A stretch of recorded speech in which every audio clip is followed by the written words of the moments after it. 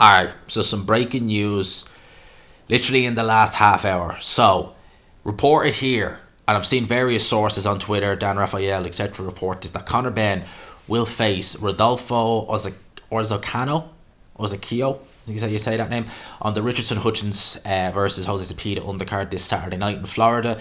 Appeal in his UCAD case over his 2 positive drugs tests last year remains ongoing, but he will make his return to the ring first time in 18 months, if my maths is correct. So well over a year, Conor Benn back in the ring. The guy he's fighting, this is going to be at 154 pounds. Record 32, 3 and 3. He's 24 knockouts in those 32 wins.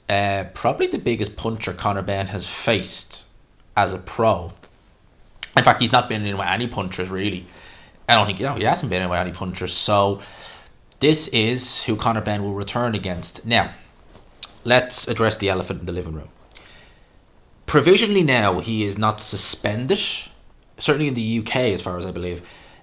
Worldwide, I know in Las Vegas and California, they were saying that because he was, this was going back a couple of months ago, because he was under, well, I think he was provisionally suspended by the British Boxing Board of Control back then, because he was under that investigation, etc., they wouldn't be licensing him. Obviously, you have 50 states, 50 different commissions. Florida is a more relaxed state with a lot of things. So obviously with them, it's like, okay, you've got the UCAD appeal, but we don't know what's going on there, whether they are going to appeal it or not, because the trainer of Conor Benn has made reference to the fact that, they haven't done it yet, and they're just kind of dragging their heels with it. So are they doing it? Are they not? No. So they've obviously said, okay, you can have, and apparently it's going to be under a US license, right? Obviously he doesn't have a British license anymore, but it's going to be under a US license. So Conor Benn makes his return to the ring. Wow. How do you guys feel about it? How do you guys feel about it? Straight away, I'm seeing a lot of people up in arms about it. They're not happy with it.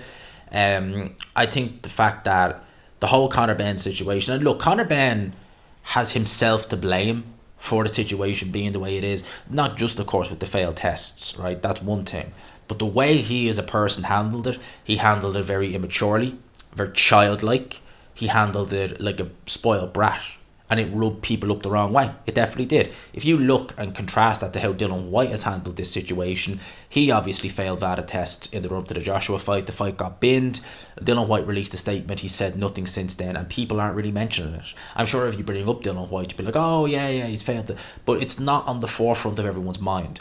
Whereas when Conor Benn failed, straight off the bat, he was attacking everybody, saying this, saying that, etc., etc., and he really made the situation worse. And I have to say, I was surprised that Eddie Hearn never reined him in, because Eddie Hearn, to me, is smart enough to know when bad publicity becomes very bad. I know you can say bad publicity, good publicity, bad publicity. No publicity is bad publicity, but there comes a point where you're like, okay, you gotta shut up. You gotta keep your mouth shut, because yeah, people are talking about you, but what happens when we need to be clear? What happens when we need to work with UCAD and the board again, and you've done nothing but talk about them? You've said this about that. We need to keep it down. You didn't do that, and I think it just didn't help the situation, clearly. So now we're in this situation where UCAD, British Boxing Board, God knows what's happening there. At the end of the day, whether you agree or disagree, the fight is happening, whether you like it or not. That is the way it's going to be. Right, whether you agree or disagree, the fight this weekend is happening. There may be people out there who will say, do you know what, let him fight, in the hope that he takes an L. We'll have to wait and see. I know Eddie Hearn's record with his fighters, his UK fighters fighting Mexican fighters, is not particularly good. It's actually pretty abysmal, to be honest with you. Even the fighters who, like Gary Cully, for example, when he fought that Mexican opponent on the Katie Taylor undercard, he was brought in to kind of just be a bit of an opponent, and Gary Cully looked good, and we all saw what happened there. So Mauricio Lara, etc. So these have backfired quite a bit for Eddie Hearn over the years. I don't know. I really don't. Like, if Conor Benn is off the juice, if Conor Benn is fighting clean, how good is he going to be? And that's not wishful, that's me asking a question, because you're talking about a guy who went life and death with Cedric Payne now. Yeah, he improved in the rematch, but still, he was he was at a certain level, and I remember people even in 2019 talking about Conor Benn and saying he's miles away from the likes of Josh Kelly, and people like well up in boxing who were saying that this guy's miles away from Josh Kelly. So if that was him in 2019, obviously we had this big leap over the year. And people are asking the question, if that was because of certain eggs, we'll say, he was taking, if he's off them, what's he going to be like now? I don't know. It's going to be the question.